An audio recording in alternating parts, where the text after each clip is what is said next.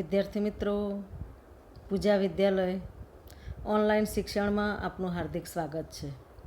આજે આપણે ધોરણ 10 સામાજિક વિજ્ઞાન ચેપ્ટર ભારત કૃષિ ચેપ્ટર પણ 10. તો આજે આપણે કૃષિ વિશે જોવા જઈ રહ્યા છીએ. તો વિદ્યાર્થી મિત્રો, આજે આપણે કૃષિ તો ભારતમાં પ્રાચીન કાળથી કૃષિ ભારતના મોટા ભાગના લોકોની આર્થિક પ્રવૃત્તિ રહી છે. કારણ કે ભારત એક વિકાસશીલ દેશ છે અને વિકાસશીલ દેશનો મુખ્ય વ્યવસાય પ્રાથમિક ક્ષેત્ર અને એમાં ખાસ કરીને કૃષિ રહી છે. આજે પણ ભારતની અર્થવ્યવસ્થાનો મુખ્ય આધાર કૃષિ રહ્યો છે. ખેતી ભારતનું એક મહત્ત્વનું સંસાધન છે. શ્રમ શક્તિના લગભગ 60% જેટલા લોકો ખેતી કાર્યમાં જોડાયેલા છે. ભારતના લોકોને માત્ર ખોરાક પૂરો પાડવા ઉપરાંત ઉદ્યોગો માટે વિવિધ પ્રકારનો કાચો માલ પણ ખેતીમાંથી જ મળે છે. રાષ્ટ્રીય ઉત્પાદનમાં કૃષિનો લગભગ 22% જેટલો હિસ્સો છે. આપણી જે રાષ્ટ્રીય આવક છે એમાં 22% એકલો કૃષિ પર આધાર છે. નિકાસમાં પણ ખેતી પાકો અને ખેત પેદાશોનો લગભગ 18% જેટલો હિસ્સો છે. જે આપણે નિકાસ કરીએ છીએ ભારતમાં, એમાં કુલ નિકાસના 18% એકલો ફક્ત કૃષિ પાકોમાંથી થાય છે, જેનાથી દેશને દર વર્ષે વિદેશી હુંડિયામણ પ્રાપ્ત થાય છે. ભારતીય અર્થવ્યવસ્થા મુખ્યત્વે ખેતી પર આધારિત છે. આમ ભારત એક કૃષિ પ્રધાન દેશ છે. ભારત હવે કૃષિ પ્રધાન દેશ છે એનું કારણ એક તો ફળદ્રુપ મેદાનો, 12 માસ પાક લઈ શકાય તેવી અનુકૂળ આબોહવા, સિંચાઈ, કુશળ અને મહેનતુ ખેડૂતો, આ બધાના કારણે ભારતના મોટાભાગના વિસ્તારમાં 2 કે તેથી વધુ પાકનું વાવેતર વર્ષમાં થઈ શકે છે. તેમ છતાં પણ જોઈએ આપણે, ભારતમાં ખેતી ક્ષેત્રે પૂરતો વિકાસ સાધી શકાયો નથી. ભારતનો ખેડૂત એકંદરે ગરીબ અને નિરક્ષર છે. ભારતમાં ખેતી એ જ કરે છે કે જે ગરીબ છે, જે નિરક્ષર છે, કે મારાથી બીજું કંઈ ન થઈ શકે, એટલે છેવટે તે ખેતી તરફ વળે છે. બીજું, ઘણા બધા ભાગોમાં સિંચાઈની અપૂરતી સગવડ છે. વરસાદ પણ અનિયમિત અને અનિશ્ચિત વરસાદ, વધારે વસ્તી, કુટુંબનું મોટું કદ, નાના કદના ખેતરો, પ્રયોગશીલતા પ્રત્યેનું ઉદાસીન વલણ, રાસાયણિક ખાતર, સુધારેલા બિયારણ, આધુનિક યંત્રો, વૈજ્ઞાનિક કૃષિ પદ્ધતિનો ઓછો ઉપયોગ, શિક્ષિત વર્ગનું ખેતીમાં ન જોડાવું, તેમજ સમાજમાં ખેતીનો કહેવાતો ઉતરતો દરજ્જો. આજે એવી કહેવત છે કે ઉત્તમ નોકરી, મધ્યમ ધંધો અને નિમ્ન કક્ષાએ એટલે કે સૌથી છેલ્લે ખેતી. પહેલાં એવું હતું કે ઉત્તમ ખેતી, મધ્યમ ધંધો અને નિમ્ન નોકરી. આજે અલગ છે. તો સમાજમાં ખેતીનો કહેવાતો ઉતરતો દરજ્જો વગેરેને લીધે વૈશ્વિક ઉત્પાદન સામે ભારતમાં ઉત્પાદન પ્રમાણમાં ઓછું છે. ખરેખર તો ખેતી એ મહત્ત્વનો વ્યવસાય છે. કૃષિના કેટલાક પ્રકારો આપણે જોઈએ તો ભારતના લોકોની સામાજિક આર્થિક સ્થિતિ, રાષ્ટ્રીય રાજનીતિ અને ભારતનું સમગ્ર અર્થતંત્ર ખેતી સાથે જોડાયેલું છે. સિંચાઈ પદ્ધતિ, ખેત પેદાશો, આર્થિક વળતર જેવી બાબતોના આધારે ખેતીના પ્રકારો પાડવામાં આવેલા છે. તો ખેતીના પ્રકારમાં પહેલો પ્રકાર જોઈશું, જીવન નિર્વાહ ખેતી. તો જીવન નિર્વાહ ખેતી એટલે આપણો ભારત દેશ જ્યારે આઝાદ થયો ત્યારે આયોજન પંચની અનેક ખેતી વિકાસ યોજનાઓ અમલમાં લાવવામાં આવી. છતાં પણ ભારતના ખેડૂતની સ્થિતિ જોઈએ તો આજે પણ ઘણી બધી નબળી છે. એક તો એની પાસે એક તો નાના કદના ખેતરો છે, એમાં મોંઘા બિયારણો, ખાતર અને જંતુનાશકોનો ઉપયોગ, આ બધું કરવું પોસાય તેમ નથી. ખેતરમાં થતું અનાજનું ઉત્પાદન પોતાના પરિવારના ઉપયોગ જેટલું જ થાય છે. જે તેના કુટુંબના ભરણ પોષણમાં જ વપરાઈ જાય છે. આથી તેને જીવન નિર્વાહ ખેતી કે આત્મનિર્વાહ ખેતી કહેવામાં આવે છે. આથી ભારતીય ખેતી આજે પણ મોટાભાગના વિસ્તારમાં જીવન નિર્વાહ પ્રવૃત્તિ જ ગણાય છે. તો પહેલો પ્રકાર છે જીવન નિર્વાહ ખેતી. બીજો પ્રકાર છે સૂકી ખેતી. વરસાદ ઓછો પડે છે, સિંચાઈની અપૂરતી સગવડ અને માત્ર વરસાદ પર આધારિત હોય તેવા વિસ્તારોમાં માત્ર જમીનમાં સંગ્રહાયેલા ભેજના આધારે એક જ પાક લેવામાં આવે છે. તેને સૂકી ખેતી કહે છે. અહીં જુવાર, બાજરી અને કઠોળ જેવા પાણીની ઓછી જરૂરિયાતવાળા પાકોની ખેતી થાય છે. ગુજરાતના ભાલ પ્રદેશમાં ચોમાસું પૂરું થયા બાદ ભેજવાળી જમીનમાં આ રીતે ઘઉં અને ચણાનો પાક લેવામાં આવે છે. આ એનું ઉદાહરણ છે. ત્રીજો પ્રકાર છે આર્દ્ર ખેતી. આર્દ્ર એટલે ભીની, કે જ્યાં વરસાદનું પ્રમાણ વધારે છે, સિંચાઈની સગવડ પણ વધુ છે, તેવા વિસ્તારોમાં આર્દ્ર ખેતી એટલે કે ભીની ખેતી કરવામાં આવે છે. વરસાદ ન પડે કે ઓછો પડે ત્યારે સિંચાઈ દ્વારા વર્ષમાં એક કે વધુ પાક લઈ શકાય છે, જેમ કે ડાંગર, શેરડી, કપાસ, ઘઉં અને શાકભાજીની ખેતી કરાય છે. ચોથો પ્રકાર છે સ્થળાંતરિત. સ્થળાંતરિત એટલે ઝૂમ પદ્ધતિની ખેતી, એટલે કે એક જગ્યાએથી બીજી જગ્યાએ. તો આ પ્રકારની ખેતીમાં જંગલોમાં વૃક્ષોને કાપીને કે તેને સળગાવીને જમીન સાફ કરી જંગલમાં રહેતા જે આદિવાસીઓ જે કહેવાય છે તે, અથવા જે જંગલમાં રહેતા તે ખેતી કરે છે. અહીં 2-3 વર્ષ ખેતી કરાય છે, જમીનની ફળદ્રુપતા ઘટે છે, ત્યારે આ વિસ્તાર છોડી દઈને બીજી જગ્યાએ આ જ રીતે ખેતી શરૂ કરવામાં આવે છે. આથી તેને ઝૂમ પદ્ધતિની ખેતી પણ કહે છે. આ ખેતીમાં ધાન્ય પાક કે શાકભાજી ઉગાડાય છે. આ ખેતીમાં ઉત્પાદન પણ ઘણું બધું ઓછું હોય છે. પાંચમો પ્રકાર છે બાગાયતી ખેતી. તો બાગાયતી ખેતી એક ખાસ પ્રકારે થતી ખેતી છે. એમાં રબર, ચા, કોફી, કોકો, નાળિયેર ઉપરાંત સફરજન, કેરી, સંતરા, દ્રાક્ષ, આમળા, લીંબુ, ખારેક વગેરે, એટલે કે જે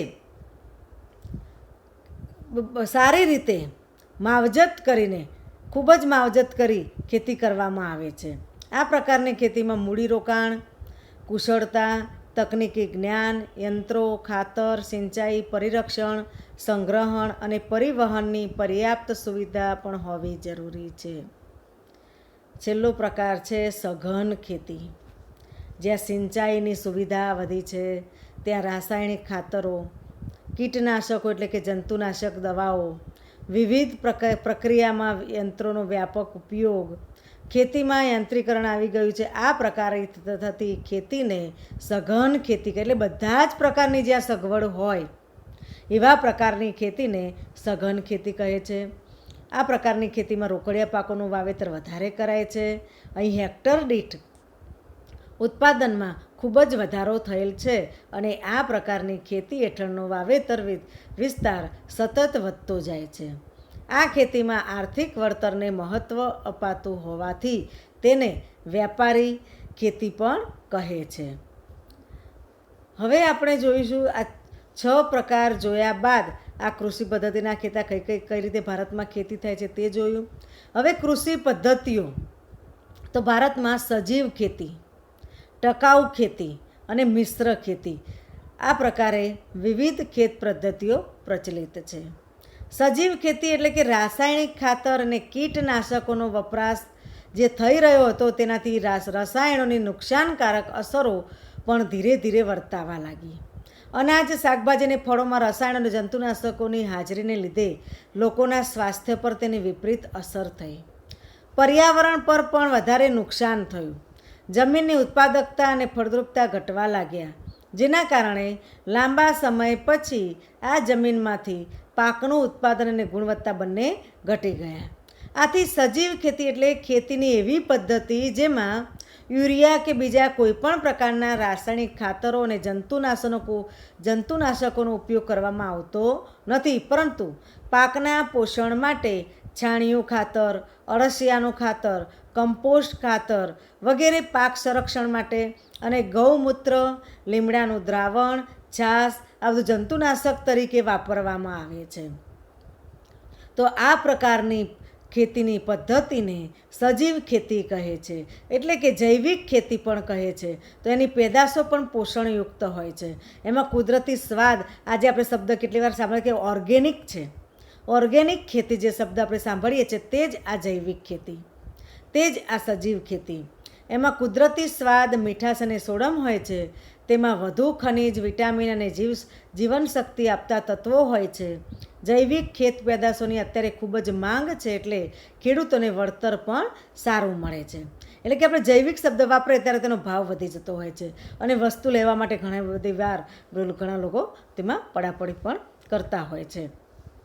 બીજો પ્રકાર છે ટકાઉ ખેતી.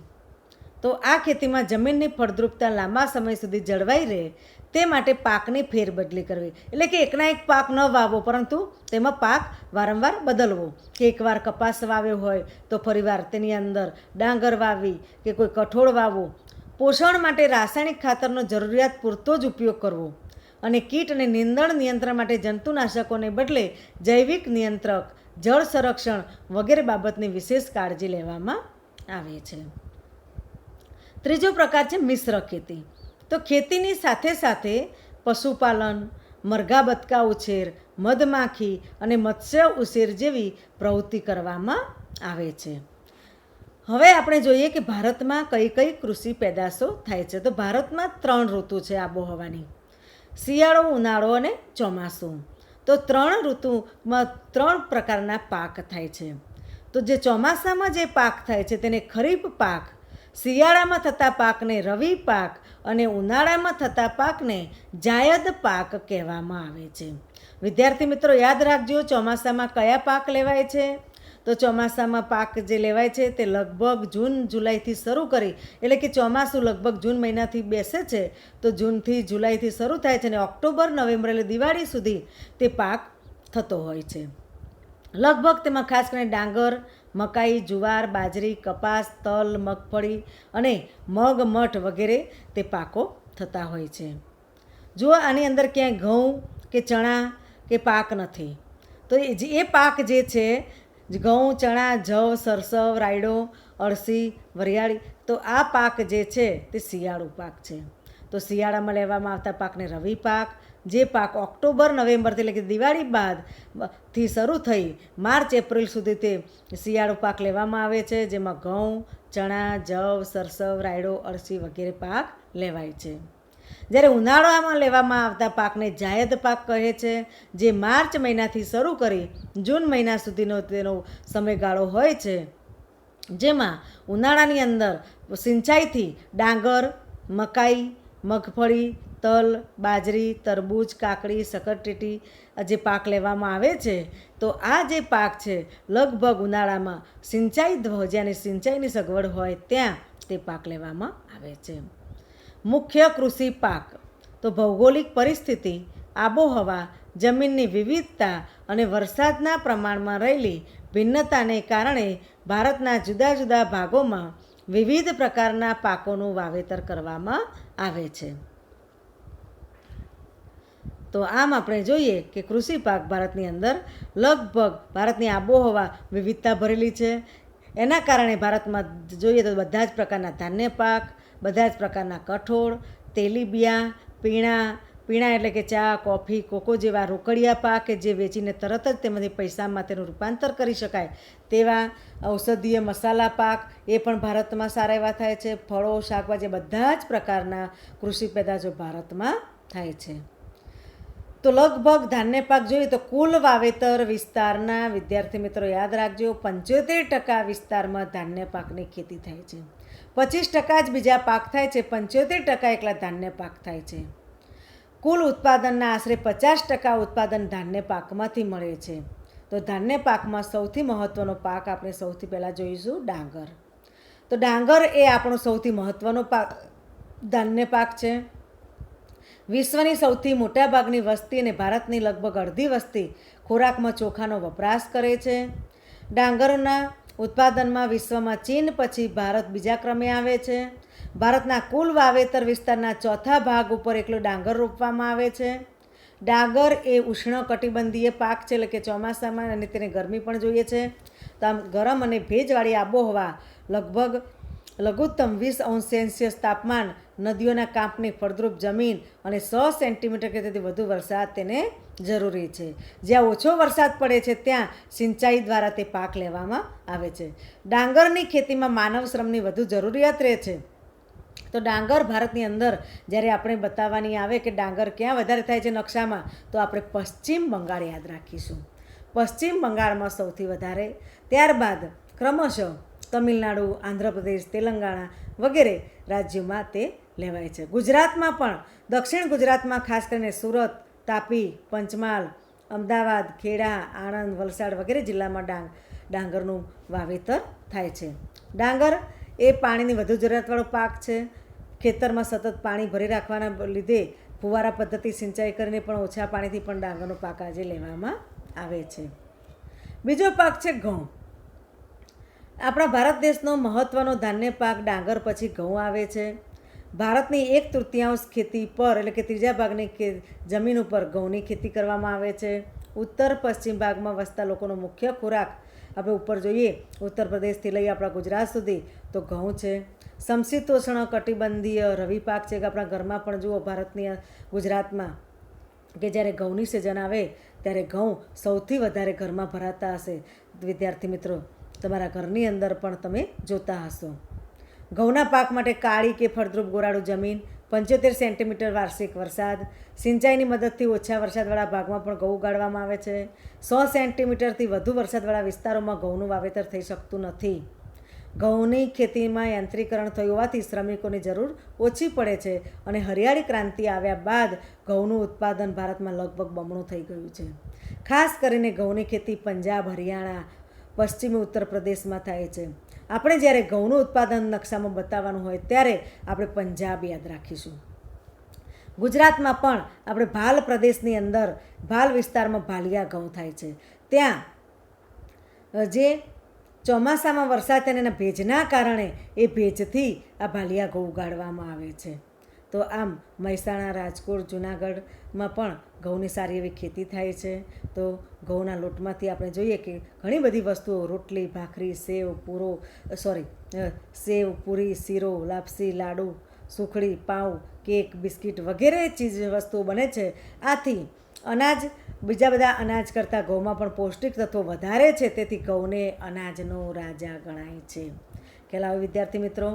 આપણે નકશામાં પણ જોઈશું કે નકશાની અંદર તે દરેકની અંદર નકશામાં સૂચિમાં બતાવેલ છે કે ઘઉં ક્યાં વધારે થાય છે. તે નકશો ઘેર દરેકે જોઈ લેવો અને નકશો તૈયાર કરવો.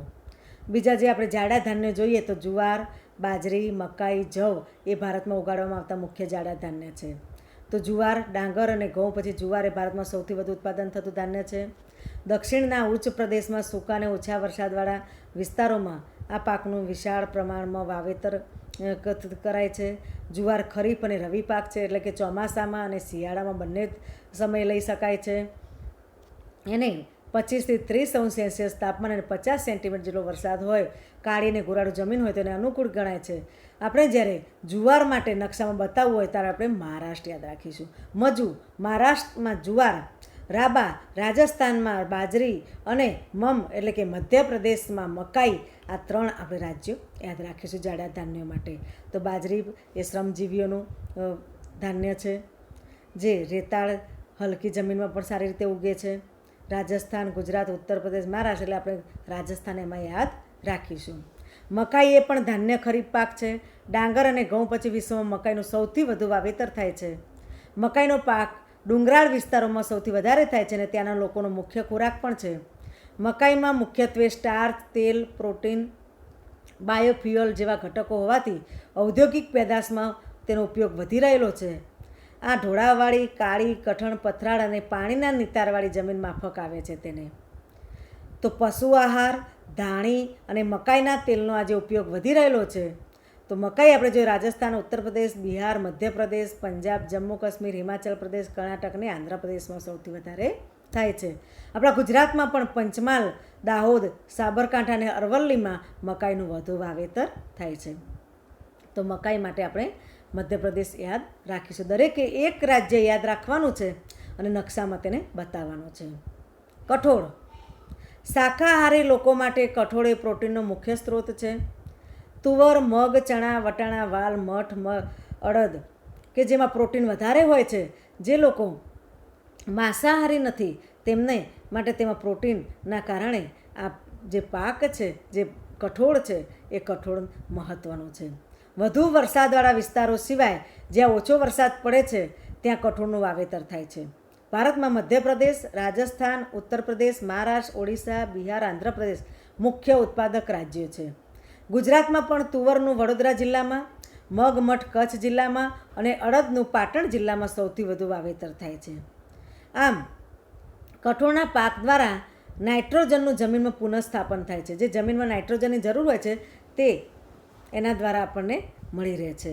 તો ધાન્ય પાક સાથે ધાન્ય પાકો બાદ જમીનની ફળદ્રુપતા જાળવવા કઠોળનું આંતરપાક તરીકે વાવેતર કરાય છે. એટલે કોઈ બાજરી વાવી હોય તેની અંદર મગ કે અડદ કે મઠ વાવવામાં આવે છે કે જેની અંદર પૌષ્ટિકતા જળવાઈ રહે, જેમાં નાઇટ્રોજનનું પુનઃસ્થાપન થાય. તો આ રીતે આંતરપાક તરીકે પણ તેને વાવવામાં આવે છે.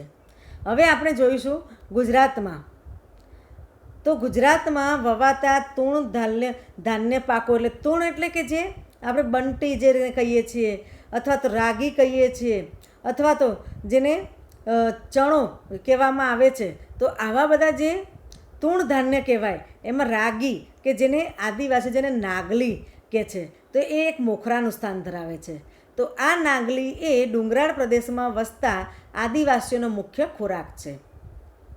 ગુજરાત તેમજ સમગ્ર ભારતમાં વવાતા વિવિધ તૃણધાન્યોના પાકોમાં નાગલીની પ્રતિ હેક્ટરે ઉત્પાદન ક્ષમતા સૌથી વધારે છે.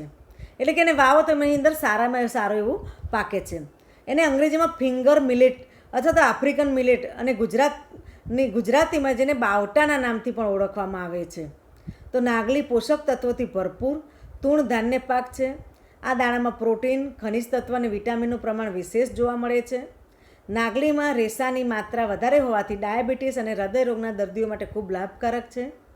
નાગલીમાં કેલ્શિયમ અને આયરનનું પ્રમાણ અન્ય ધાન્ય પાકો કરતાં સવિશેષ હોવાથી તેનો ઉપયોગ કુપોષણ દૂર કરવામાં અને બેબી ફૂડ બનાવવામાં થાય છે.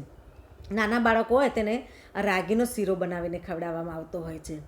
તો આજે આપણે જોઈએ તો આપણે આજે પણ મોલની અંદર જઈએ તો ત્યાં પણ આપણે તે મળી રહે છે, અથવા તો દક્ષિણ ગુજરાતમાં જઈએ તો ત્યાં સરળતાથી આપણે તે બાજુના ગામડાઓમાં મળી રહેતી હોય છે. તો નાગલી ઉગાડતા આદિવાસી ખેડૂતો લોટમાંથી રોટલા બનાવી ખાય છે. તો આ લોટમાંથી biscuit, chocolate, toast, nankhatai, wafer, પાપડી જેવી વાનગીઓ બનાવી શકાય છે. તો કઠોળ બાદ જોઈએ તેલીબિયા. મગફળી, તલ, સોયાબીન, એરંડા, સરસવ, સૂર્યમુખી, અળસી કે જેમાંથી તેલ નીકળે છે તો એને તેલીબિયા કહેવાય. તો આપણા ભારતીય ભોજનમાં તેલનું ખૂબ જ મહત્ત્વનું સ્થાન છે. તેલીબિયામાંથી ખાદ્ય તેલ ઉપરાંત દાણામાંથી તેલ કાઢી લીધા બાદ તેનો ખોળ પશુઓના ખોરાક તરીકે અને સેન્દ્રિય ખાતર તરીકે વપરાય છે. તો મગફળી, તો ભારતમાં મગફળી તેલીબિયા પાકમાં મહત્ત્વનું સ્થાન ધરાવે છે. મગફળીના પાકને કાળી, કસવાળી, ગોરાળું અને લાવાની રેતી મિશ્રિત પાણી ન ભરાઈ રહે તેવી જમીન માફક આવે છે. 20 થી 25° જેટલું તાપમાન અને 50 થી 70 સેન્ટીમીટર જેટલો વરસાદ અનુકૂળ આવે છે. તો જ્યાં ખરીફ અને સિંચાઈની સગવડ હોય ત્યાં ઉનાળુ પાક તરીકે પણ તે લેવામાં આવે છે. તો સૌથી વધારે મગફળી ગુજરાતમાં, ત્યારબાદ આંધ્રપ્રદેશ, તમિલનાડુ અને મહારાષ્ટ્ર આ 4 મુખ્ય ઉત્પાદક રાજ્યો છે. આપણે બતાવવાની હોય મગફળી ત્યારે આપણે ગુજરાતમાં બતાવીશું, અને એ પણ સૌરાષ્ટ્રમાં. જે ગુજરાતનો નકશો છે એમાં 2 ખોબા છે, એમાં નીચેનો જે ખોબો છે એમાં સૌથી વધારે ગુજરાતમાં જૂનાગઢમાં મગફળી થાય છે. તો મગફળી જૂનાગઢ બાદ ગીર સોમનાથ, અમરેલી, રાજકોટ, ભાવનગર આ બધા જિલ્લાઓમાં થતી હોય છે. તો ખાદ્ય તેલ તરીકે સિંગ તેલનો ઉપયોગ પણ આપણે કરીએ છીએ. તલ, ભારતમાં તલના તેલનો વપરાશ સદીઓથી થાય છે. ઉત્તર ભારતમાં તે વરસાદ પર આધારિત ખરીફ પાક છે. દક્ષિણ ભારતમાં રવિ પાક એટલે કે શિયાળામાં, ક્યારેક જાયદ પાક તરીકે એટલે કે ચોમાસામાં પણ લેવામાં આવે છે. એટલે કે દરેક રાજ્યની અંદર એના આબોહવાને અનુકૂળ તલનું વાવેતર કરવામાં આવે છે. દુનિયાના લગભગ દરેક ભાગમાં ખાદ્ય તેલ તરીકે તે વપરાય છે. ગુજરાતમાં આપણે જ્યારે તલ બતાવવાના હોય ત્યારે ગુજરાતમાં બતાવીશું. ત્યારબાદ તમિલનાડુ, પશ્ચિમ બંગાળ, કર્ણાટક અને મધ્યપ્રદેશમાં પણ તે તલ સારા એવા થાય છે. ગુજરાતમાં સૌથી વધુ વાવેતર બનાસકાંઠા જિલ્લામાં થાય છે. ભારત એ વિશ્વમાં તલની સૌથી વધુ નિકાસ કરતો દેશ છે. યાદ રાખજો વિદ્યાર્થીઓ, સૌથી વધુ નિકાસ કરતો દેશ હોય તો ભારત છે તલની. સરસવ તો એ રવિ પાક છે જે શિયાળામાં થાય છે. ઉત્તર ભારતનો મહત્ત્વનો તેલીબિયા પાક છે. જેમ આપણે અહીંયા સિંગ તેલનો ઉપયોગ કરીએ છીએ ખાવામાં, તેમ એ લોકો સરસવનો ઉપયોગ કરે છે, એટલે કે સરસિયાના તેલનો ઉપયોગ કરે છે. તો સરસવના બીજ અને તેના તેલને ઔષધીય તેમજ ખાદ્ય તેલ તરીકે ઉપયોગમાં લેવાય છે. રાજસ્થાન, ઉત્તર પ્રદેશ, હરિયાણા, પશ્ચિમ બંગાળ, ગુજરાત અને મધ્યપ્રદેશ તેના મુખ્ય ઉત્પાદક રાજ્યો છે. આપણે જ્યારે સરસવ એટલે કે સરસવ બતાવવાના આવે ત્યારે આપણે ઉત્તર પ્રદેશમાં બતાવીશું. નાળિયેર એ દરિયા કિનારાની ગરમ અને ભેજવાળી આબોહવા તથા ક્ષારવાળી જમીનમાં થતો બાગાયતી પાક છે. ભારતમાં કર્ણાટક, કેરળ, તમિલનાડુ, અંદોમાન નિકોબારના નારિયેળના બગીચા આવેલા છે. ગુજરાતમાં દરિયા કિનારાના વિસ્તારોમાં પણ નારિયેળનું વાવેતર કરવામાં આવે છે. ઓછી ઊંચાઈ ધરાવતી અને વધુ ઉત્પાદન આપતી નારિયેળીની જાતો આજે વિકસાવવામાં આવે છે. પહેલાં આપણે જોતા હતા કે ખૂબ જ ઊંચા નારિયેળના ઝાડ અને ઓછા નારિયેળ, પરંતુ આજે ખૂબ નીચી નારિયેળ અને ખૂબ જ નારિયેળ આવતા હોય એવી જાતો પણ વિકસાવવામાં આવેલી છે. તો દક્ષિણ ભારતને ચારેય બાજુ દરિયા કિનારો હોવાથી ત્યાં નારિયેળના એટલે કે કોપરાના તેલનો ખાદ્ય તેલ તરીકે ઉપયોગ થાય છે. નારિયેળનું પાણી સ્વાસ્થ્યવર્ધક તરીકે પીણા તરીકે ઉપયોગી છે. અહીંયા જુઓ નારિયેળનો આપેલો છે અહીંયા ફોટો, અને બીજો જે આપેલો છે બાજુમાં તે દિવેલા છે, એટલે કે જેને આપણે એરંડા કહીએ છીએ તેનો ફોટો છે બાજુમાં. હવે એરંડા જોઈશું આપણે. એરંડા એટલે કે દિવેલા તે ખરીફ અને રવિ પાક છે, એટલે કે ચોમાસામાં પણ લઈ શકાય છે અને શિયાળામાં પણ. તો વૈશ્વિક ઉત્પાદનમાં ભારત 64% હિસ્સા સાથે મોટો ઉત્પાદક દેશ છે. એટલે આખા વિશ્વમાં થાય છે એમાં 64% એકલા આપણા ભારતમાં તે ઉત્પાદન તેનું દિવેલાનું થાય છે. ત્યારબાદ અનુક્રમે ચીન અને બ્રાઝિલનો ક્રમ છે. બીજા નંબરે ચીન છે અને ત્રીજા નંબરે બ્રાઝિલ. તો કુલ ઉત્પાદનના 80% ઉત્પાદન એકલું ગુજરાતમાં થાય છે. ભારતમાં જે કુલ ઉત્પાદન થાય છે એમાં એકલું 80% એકલું ગુજરાતમાં થાય છે. એટલે આપણે દિવેલા જ્યારે બતાવવાના આવે ત્યારે આપણે ગુજરાતમાં બતાવીશું. એમાંય ખાસ કરીને ગુજરાતમાં બનાસકાંઠા, પાટણ, સાબરકાંઠા, રાજકોટ, જુનાગઢ, અમરેલી જિલ્લામાં તેનો પાક લેવામાં આવે છે. આજે આપણે જોઈએ તો કપાસિયા, સૂર્યમુખી, ડાંગર અને મકાઈના તેલનો પણ ખાદ્ય તેલ તરીકે ઉપયોગ થાય છે. હવે પીણા તો ચા એ ઉષ્ણ અને સમશીતોષ્ણ કટિબંધીય છોડ છે.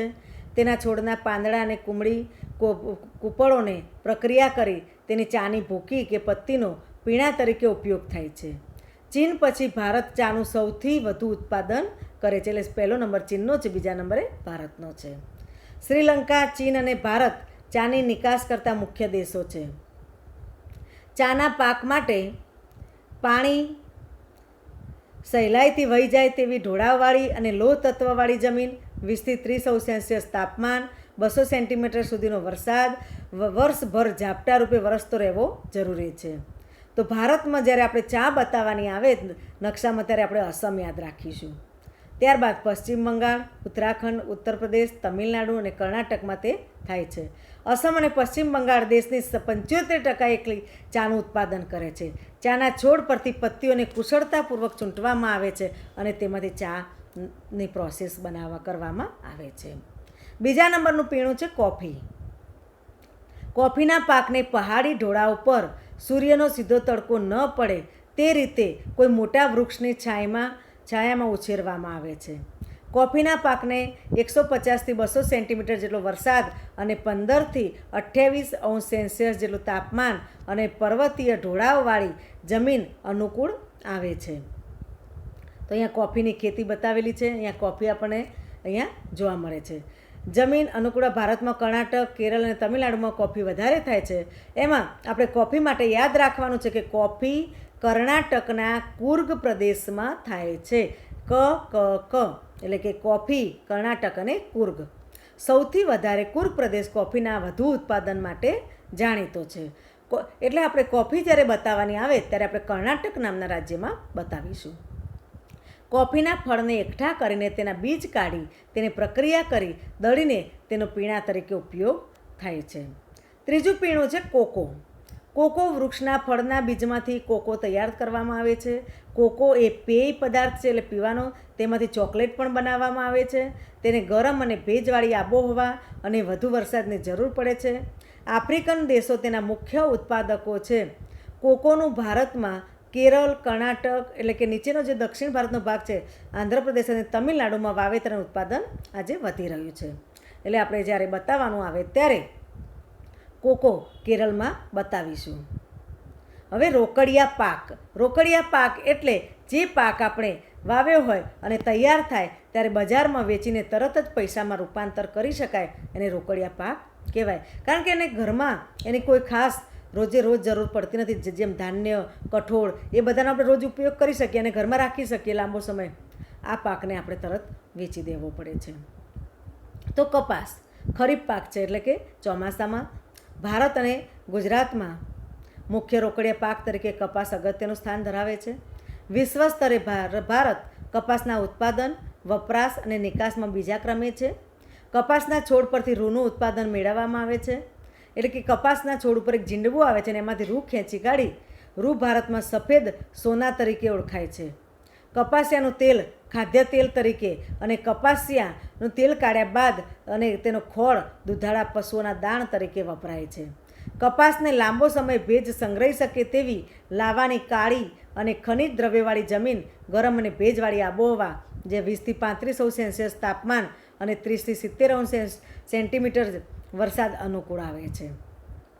કપાસના પાકનો સમયગાળો લાંબો હોય છે, એટલે કે 6 થી 8 માસનો હોય છે.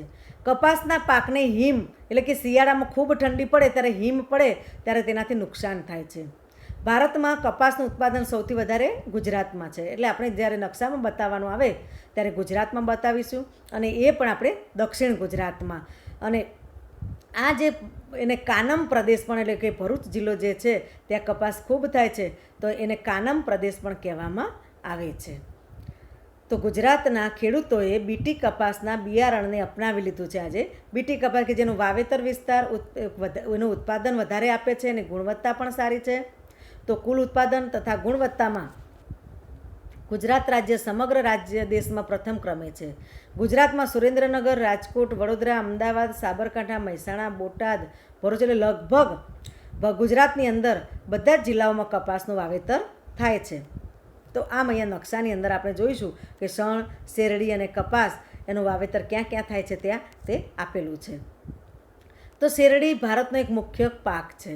વિશ્વમાં વાવેતરની દ્રષ્ટિએ શેરડીનું સૌથી વધુ વાવેતર ભારતમાં થાય છે. ઉત્પાદનમાં બ્રાઝિલ પછી ભારતનો બીજો ક્રમ છે. શેરડીમાંથી ખાંડ, ગોળ અને ખાંડસરી અને ઇથેનોલ બને છે. શેરડીના પાક માટે મુખ્યત્વે લાવાઇક નદીઓના કાળી કાંપની ફળદ્રુપ જમીન, ગરમ અને ભેજવાળી આબોહવા, 21 થી 27°C તાપમાન અને 75 થી 100 સેન્ટીમીટર વરસાદ જરૂરી છે. ઓછા વરસાદવાળા વિસ્તારમાં સિંચાઈથી આ પાક લેવાય છે. જ્યારે આપણે શેરડીનું ઉત્પાદન બતાવવાનું નકશામાં આવે ત્યારે આપણે ઉત્તર પ્રદેશ બતાવીશું અને મહારાષ્ટ્ર બતાવીએ તો પણ ચાલે. ગુજરાત પણ શેરડી પકવતા રાજ્યોમાં આવે છે. ગુજરાતની અંદર પણ દક્ષિણ ગુજરાત અને સૌરાષ્ટ્રમાં શેરડી વધુ થાય છે. સૌથી વધુ શેરડીમાંથી ખાંડ ઉત્પાદનમાં મહારાષ્ટ્રનો પ્રથમ ક્રમ છે. બીજું કે જે દક્ષિણ ગુજરાતમાં શેરડી થાય છે એમાં ગળ પણ વધારે હોય છે. શણ, જેને જૂટ કહીએ છીએ, તો શણના ઉત્પાદનમાં ભારત હાલમાં પ્રથમ ક્રમે છે. શણના રેસાને ગોલ્ડન ફાઇબર કહે છે. શણમાંથી કંતાન, કોથળા, સાદડી, દોરડા, થેલીઓ, પગરખાં, હસ્તકલા કારીગરીના નમૂના બનાવવામાં આવે છે. ભારતની બાંગ્લાદેશના સસ્તા શ્રમ સાથે હરીફાઈ છે. શણના પાકને નદીઓના મુખ ત્રિકોણ પ્રદેશ એટલે કે નદીઓનું જે મુખ ત્રિકોણ પ્રદેશ એટલે કે જ્યાં નદી જે દરિયાને મળતી હોય, જે પ્રદેશ જે પહોળો પટ થતો હોય ત્યાં દર વર્ષે નવો કાપ જ્યાં પાથરતી હોય ત્યાં એ ફળદ્રુપ જમીન, ગરમ અને ભેજવાળી આબોહવા, 30 થી 40°C તાપમાન અને 100 સેન્ટીમીટર કરતાં વધારે વરસાદ હોય ત્યાં સારી એવી શણ થાય છે. તો ભારતમાં પશ્ચિમ બંગાળમાં ગંગાના મુખ ત્રિકોણનો પ્રદેશ, અસમ, બિહાર, ઓડિશા અને ઉત્તર પ્રદેશમાં શણનું ઉત્પાદન વધુ થાય છે. તો આપણે શણ બતાવવાની આવે ત્યારે આપણે પશ્ચિમ બંગાળમાં બતાવીશું. ત્યારબાદ તમાકુ. ટોબેકો. તમાકુ એ ખરીફ પાક છે. તમાકુના પાક માટે રેતાળ ગોરાળું જમીન, 20°C જેટલું તાપમાન, 100 સેન્ટીમીટર જેટલો વરસાદ અને માફક આવે છે. આબોહવા કરતાં જમીન વધુ નિર્ણાયક પરિબળ છે. ચીન, બ્રાઝીલ, ભારત અને અમેરિકા આ 4 દેશ વિશ્વના તમાકુ ઉગાડતા અને નિકાસ કરનારા મુખ્ય 4 દેશો છે. ભારતમાં ખાસ કરીને ગુજરાત, આંધ્રપ્રદેશ, ઉત્તર પ્રદેશ અને કર્ણાટક આ 4 રાજ્યો તમાકુ પકવતા મુખ્ય રાજ્યો છે. ગુજરાતમાં પણ ખેડા જિલ્લો અને આણંદ જિલ્લો, જેમાં ચરોતર પ્રદેશ કહેવામાં આવે છે, તો તેને ચરોતર પ્રદેશમાં ત્યાં તમાકુનું સૌથી વધારે, તેને સોનેરી પાનનો મુલક પણ કહેવામાં આવે છે, તો ત્યાં વધારે થાય છે. ત્યારબાદ મહેસાણા, વડોદરા અને પંચમહાલમાં પણ તેનું વાવેતર છે. તમાકુમાંથી બીડી, તમાકુ ઉત્પાદનના 80% ગુજરાતમાં થાય છે. તમાકુનો ઉપયોગ ગુટખા, બીડી, સિગારેટ, શીકણી વગેરે બનાવવામાં થાય છે. તમાકુનું સેવન આરોગ્ય માટે હાનિકારક છે, તો તમાકુ ગુટખા પર પ્રતિબંધ મૂકનારા સિક્કિમ એ પ્રથમ રાજ્ય છે. સિક્કિમે તમાકુ પર પ્રતિબંધ મૂકેલો છે. હવે જોઈશું રબર. લેટેક્સ કુળના રબરના વૃક્ષમાંથી ઝરતા દૂધમાંથી રબર તૈયાર થાય છે. રબરના બગીચામાંથી એકત્ર કરેલ દૂધમાં એસેટિક એસિડ મેળવીને ધીમા તાપે ગરમ કરીને રબર બનાવાય છે, જેનો ઉપયોગ ટાયર ટ્યુબ જેવી અનેક ઔદ્યોગિક પેદાશોમાં થાય છે. ગરમ અને ભેજવાળી આબોહવા, વધુ વરસાદવાળા વિસ્તારોમાં રબરની બાગાયતી ખેતી કરવામાં આવે છે. વિશ્વમાં રબર ઉત્પાદનમાં મલેશિયા પ્રથમ ક્રમ. મલેશિયામાં સૌથી વધારે રબરના વૃક્ષો છે. ભારતનો મુખ્ય ઉત્પાદક દેશોમાં સમાવેશ થાય છે. રબર ઉત્પાદનમાં મલેશિયા પ્રથમ ક્રમે. ભારતમાં આપણે બતાવવું હોય નકશામાં તો આપણે કેરળ યાદ રાખીશું. દક્ષિણ ભારત આવે છે, એમાં તમિલનાડુ, કર્ણાટક, અસમ અને ત્રિપુરા. અસમ અને ત્રિપુરા જે છે એ 7 સિસ્ટર્સમાં એટલે કે ઉત્તર પૂર્વના રાજ્યો છે. તો આ રબર ઉત્પાદનના મુખ્ય રાજ્યો છે. હવે ઔષધિ અને મસાલા પાક. ભારતની અંદર જીરું, વરિયાળી, ઈસબગુલ જે વિશ્વમાં ગુજરાત પ્રથમ સ્થાને છે ઉત્પાદનમાં. ધાણા, મેથી, રાઈ, સુવા, અજમાના ઉત્પાદન અને નિકાસમાં ભારત મોખરે છે. વિશ્વના કુલ મસાલા ઉત્પાદનમાં ભારતનો હિસ્સો લગભગ 35% જેટલો છે. ભારતના કાળા મરી, તજ, લવિંગ વગેરેની માંગ દેશ વિદેશમાં છે. ગુજરાતમાં અશ્વગંધા, તુલસી, કરિયાતું, મીઠી આવળ, સફેદ મૂછડી, મધુનાશિની, અશોક, ગરમર, લીંડી પીપર, ગળો, તો આ બધી ઔષધીય પાકો અને સુગંધિત પાકોમાં ફુદીનો, મેન્થોલ, પામ રોજા, લેમન ગ્રાસ આ પણ આપણા ભારતમાં સારું એવું થાય છે. હવે આપણે ભારતના પાકોમાં ફળો, શાકભાજી અને ફૂલોની ખેતી જોઈએ તો ભારત ઉત્પાદનમાં ચીન પછી બીજા ક્રમે છે. ફળોના ઉત્પાદનમાં ભારતમાં કેળા, કેરી, સફરજન, દ્રાક્ષ, નાશપતિ, નારંગી એની ખેતી થાય છે. તો કેળા તમિલનાડુમાં, ગુજરાતમાં અને મહારાષ્ટ્રમાં, તો સફરજન જમ્મુ કાશ્મીર અને હિમાચલ પ્રદેશમાં, તો દ્રાક્ષ ઉત્તરાખંડ, મહારાષ્ટ્ર, હિમાચલ પ્રદેશ અને જમ્મુ કાશ્મીર, પંજાબ, તમિલનાડુ અને આંધ્રપ્રદેશમાં. દ્રાક્ષનું ઉત્પાદન માંગ કરતાં ઓછું હોવાથી આપણે અફઘાનિસ્તાન, પાકિસ્તાન અને ઓસ્ટ્રેલિયાથી આયાત કરીએ છીએ. શાકભાજીની ખેતી પણ ભારતમાં થાય છે. તો ફૂલોમાં ગુલાબ, જુઈ, મોગરો, ગલગોટો એની ખેતી થાય છે. તો વિવિધ પ્રકારના ભારતમાં પાકો થાય છે. હવે આપણે જોઈએ કે ગુજરાતમાં રોકડિયા પાકોની ખેતી વધી, એના કારણે ઘાસચારાની પાકની અછત રહે છે. તો ઘાસચારાના વિવિધ પાકો એટલે કે ફોડર ક્રોપ જેવા કે ધરફ, જેને અંજન, ત્યારબાદ સણિયાર, માર્વેલ, તેમજ ઝીંઝવો, ધામણ, હેમેટા અને ક્લાટોરિયા જેવા ઘાસચારાના પાકો વાવી શકાય. સામાન્ય રીતે બધા જ ઘાસચારાના પાકોની કાપણી ઓક્ટોબર માસમાં એટલે કે વાવણી પછી 4 માસે તે કરવી જોઈએ. એટલે કે જો આ ઘાસચારો વાવેલો હોય તો પશુપાલન માટે તેને સરળતાથી મળી રહે. વિદ્યાર્થી મિત્રો, આપણે અહીં સુધી આપણે જે કૃષિ પાકો જોયા, કૃષિને જે પ્રકાર જોયા, ત્યારબાદ આ બીજા ભાગમાં આપણે કૃષિમાં ટેકનિકલ અને સંસ્થાકીય આપણે સુધારા જોઈશું.